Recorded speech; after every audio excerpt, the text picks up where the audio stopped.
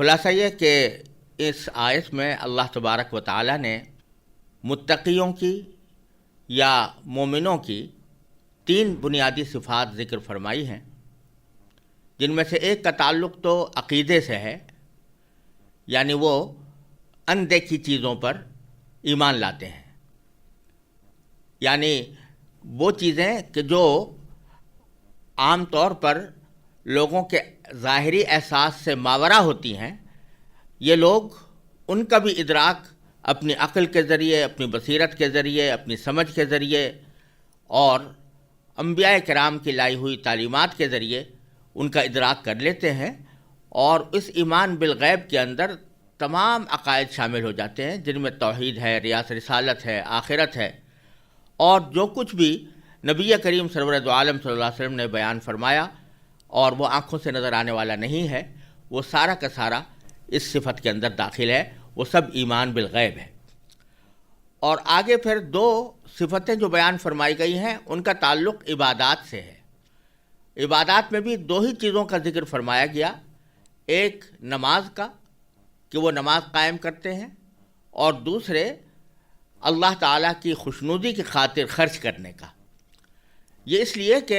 جتنی بھی عبادتیں اللہ تبارک و تعالیٰ نے انسان کے ذمے فرض کی ہیں وہ 2 قسم کی ہیں۔ بعض عبادتیں وہ ہیں جن کا تعلق انسان کے جسم سے ہے، یعنی وہ انسان کے جسم کے ذریعے ادا ہوتی ہیں، جن کو جسمانی عبادتیں کہا جاتا ہے، مثلا نماز یا روزہ، اور حج کے بہت سے اعمال بھی جسمانی عبادت کے اندر داخل ہیں۔ اور دوسری قسم کی عبادتیں وہ ہیں جن کو مالی عبادتیں کہا جاتا ہے، یعنی وہ مال خرچ کر کے انجام دی جاتی ہیں، جیسے زکوٰۃ ہے یا حج ہے یا قربانی ہے۔ تو ان میں سے پہلی قسم یعنی جسمانی عبادتوں کا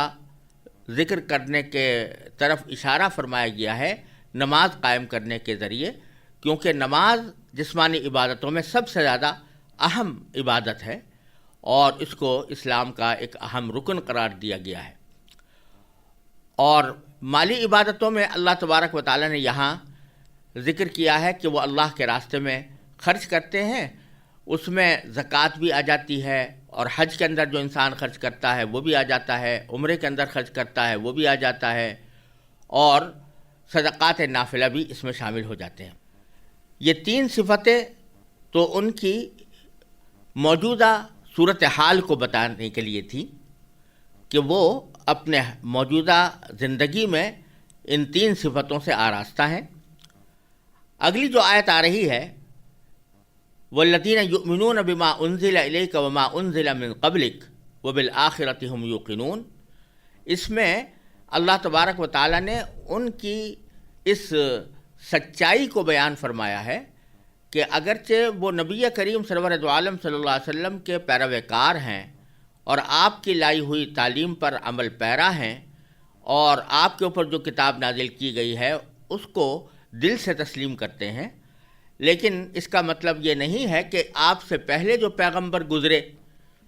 ان پیغمبروں پر وہ ایمان نہ لائیں، یا ان پر جو کتابیں نازل کی گئی تھیں، ان پر جو وحی اتاری گئی تھی اس کو وہ درست نہ مانیں، بلکہ وہ جس طرح نبی کریم سرور دو عالم صلی اللہ علیہ وسلم پر نازل ہونے والی وحی کا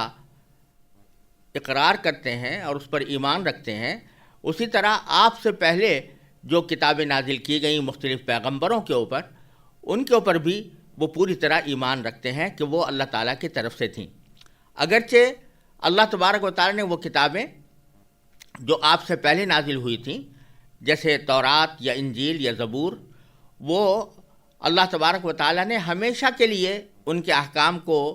نافذ نہیں فرمایا تھا، بلکہ وہ اپنے اپنے دور کے لیے تھیں، اپنے اپنے زمانے کے لیے تھیں اور اپنے اپنی قوموں کے لیے تھیں۔ اس لیے اللہ تبارک و تعالیٰ نے ان کی حفاظت کا پورا انتظام نہیں فرمایا، اور آخر دور میں وہ اپنی اصل حقیقت میں باقی نہیں رہیں۔ لیکن قرآن کریم کو چونکہ اللہ تبارک و تعالیٰ نے اپنی آخری کتاب قرار دیا اور نبی کریم سرور دو عالم صلی اللہ علیہ وسلم کو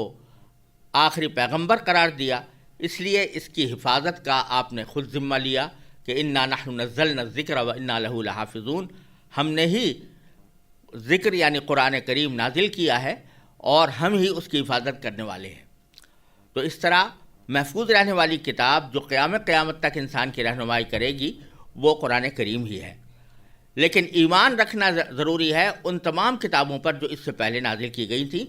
چنانچہ فرمایا کہ یہ وہ لوگ ہیں جو اس وحی پر بھی ایمان لاتے ہیں جو آپ پر اتاری گئی اور اس پر بھی جو آپ سے پہلے اتاری گئی تھیں۔ اور پھر آخر میں فرمایا کہ وَبِالْآخِرَةِ هُمْ يُوقِنُونَ، یعنی آئندہ مستقبل کے بارے میں وہ اس بات پر یقین رکھتے ہیں کہ ہماری یہ جو موجودہ زندگی ہے یہ ختم ہو جانے کے بعد ایک دوسری زندگی آنے والی ہے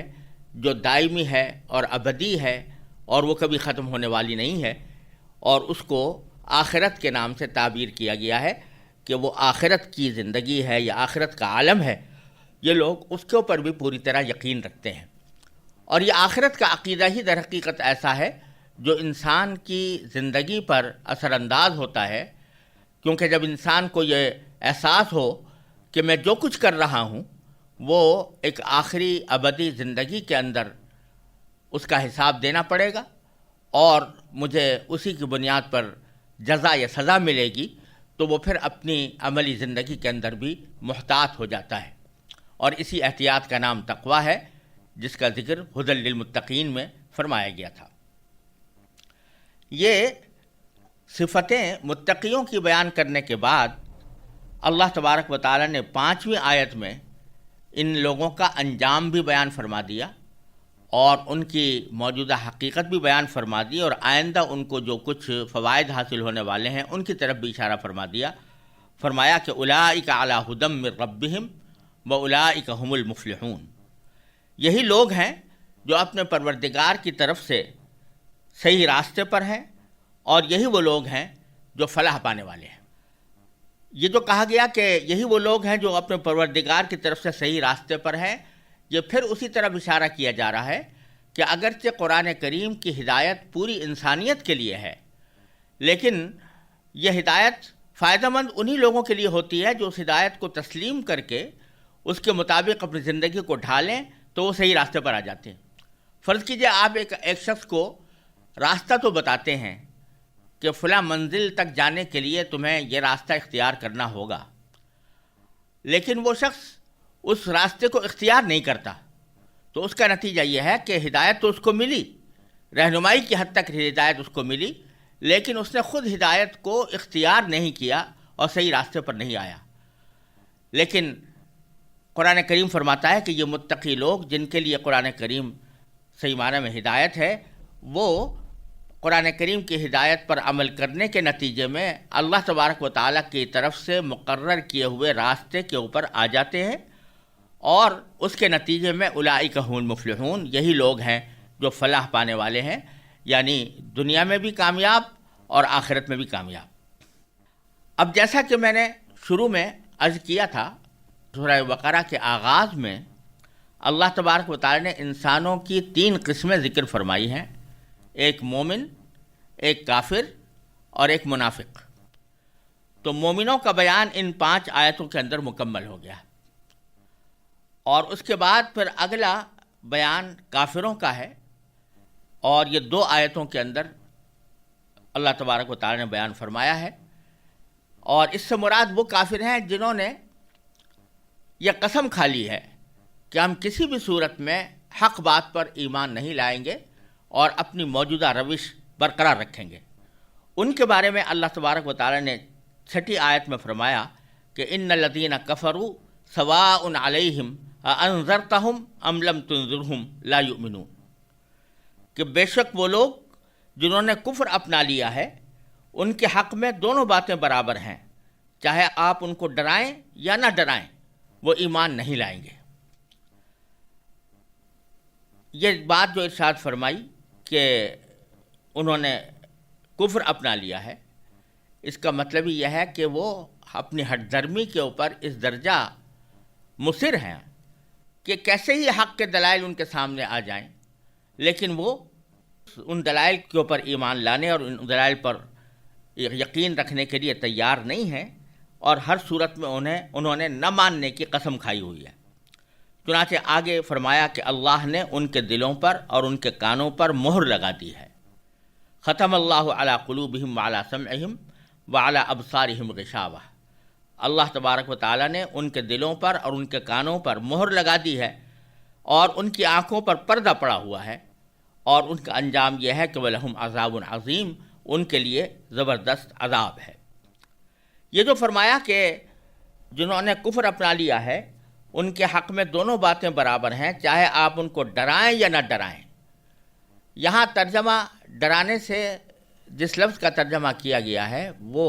قرآن کریم کا لفظ انذار ہے. سواء علیہم اانذرتہم ام لم تنذرہم، یہ لفظ انذار سے نکلا ہے. چونکہ اردو زبان میں کوئی اور مناسب لفظ اس کے ترجمے کے لیے موجود نہیں ہے، اس لیے ہم عام طور سے اس کا ترجمہ ڈرانے سے کرتے ہیں. لیکن عربی زبان میں اس کا جو صحیح مفہوم ہے وہ یہ ہے کہ کوئی شخص کسی دوسرے کو اس کے اوپر شفقت کی وجہ سے اور اس سے محبت کرنے کی وجہ سے اس کو کسی خطرے سے آگاہ کرے، اس کو انذار کہا جاتا ہے. مثلا فرض کیجئے کہ کوئی شخص بیٹھا ہوا ہے اور پیچھے سے اس کے اوپر کوئی درندہ حملہ آور ہے، تو اس وقت کوئی شخص اگر اس کو اس خطرے سے آگاہ کرے گا اس کو انذار کہیں گے. اور اسی طرح جاہلیت کے زمانے میں چونکہ قتل و غارت گری کا بازار گرم تھا اور قبائل کی آپس کی جنگیں ہر وقت جاری رہتی تھیں، تو وہاں یہ طریقہ کار تھا کہ جب کسی شخص کو یہ پتہ چلتا کہ کوئی دشمن ہماری بستی پر حملہ آور ہونے والا ہے تو وہ کسی پہاڑ کی چوٹی پر کھڑے ہو کر یا کسی اور بلند جگہ پر کھڑے ہو کر لوگوں کو آواز دیتا تھا، اور آواز دے کر یہ بات بتاتا تھا کہ ان کے اوپر ایک دشمن حملہ کرنے والا ہے. اس کے اس عمل کو انذار کہا جاتا تھا، اور اس لیے کہ وہ شخص در حقیقت اپنی قوم کے ساتھ محبت اور اس پر شفقت کی وجہ سے اس کو اس خطرے سے آگاہ کرتا تھا. تو انذار قرآن کریم میں جگہ جگہ استعمال ہوا ہے انبیاء کرام کے لیے کہ وہ اپنی قوموں کے لیے منذر بن کر آتے ہیں یا نذیر بن کر آتے ہیں، یعنی آگاہ کرنے والے، ان کو خطرے سے آگاہ کرنے والے، خبردار کرنے والے کہ اگر تم نے صحیح راستہ اختیار نہ کیا تو اس کے نتیجے میں تمہیں ایک بہت سنگین عذاب کا سامنا ہو سکتا ہے. اس کو قرآن کریم نے جگہ جگہ انذار سے تعبیر فرمایا ہے، اور یہاں پر بھی وہی لفظ استعمال ہوا ہے اور فرمایا کہ چاہے آپ ان کو خطرے سے آگاہ کریں یا نہ کریں. انہوں نے تو قسم کھا رکھی ہے کہ یہ کبھی بھی ایمان نہیں لائیں گے، چنانچہ یہ ایمان نہیں لائیں گے. ان سے مراد در حقیقت وہی کفار ہیں کہ جنہوں نے ضد اور ہٹ درمی کی وجہ سے یہ قسم کھائی ہوئی تھی کہ ہم کسی بھی قیمت پر ایمان نہیں لائیں گے. انہی کا یہاں پر ذکر ہے. البتہ بہت سے کافر ایسے بھی تھے کہ جنہوں نے چونکہ ضد اور ہٹ درمی کا معاملہ نہیں کیا تھا، اس واسطے ایک مرحلے پر آ کر انہوں نے اسلام قبول کر لیا اور نبی کریم صلی اللہ علیہ وسلم کی بات مان لی، اور ان کے سامنے جب دلائل پیش کیے گئے تو اس کے آگے انہوں نے سر تسلیم خم کر دیا. لیکن یہاں ذکر ان کا ہے جنہوں نے ضد کو اپنایا ہوا تھا، اور اسی ضد کا نتیجہ یہ تھا کہ جب کوئی شخص یہ طے کر کے بیٹھ جائے کہ مجھے حق بات نہیں ماننی، تو پھر اللہ تبارک و تعالیٰ فرماتے ہیں کہ ہم اس کے دل پر مہر لگا دیتے ہیں. چنانچہ یہاں پر بھی یہ فرمایا کہ اللہ تعالیٰ نے ان کے دلوں پر اور ان کے کانوں پر مہر لگا دی ہے، اور ان کی آنکھوں پر پردہ پڑا ہوا ہے کہ وہ بالکل روشن حقیقت کو بھی اپنی آنکھوں کے سامنے دیکھنے کے باوجود وہ اس پر ایمان نہیں لاتے، جس کا نتیجہ یہ ہوگا کہ آخرت میں ان کو ایک زبردست عذاب کا سامنا کرنا پڑے گا. یہ انسانوں کی دوسری قسم تھی جس کا بیان ان 2 آیتوں میں کیا گیا، اور اسی پر یہ پہلا رکوع ختم ہوا ہے.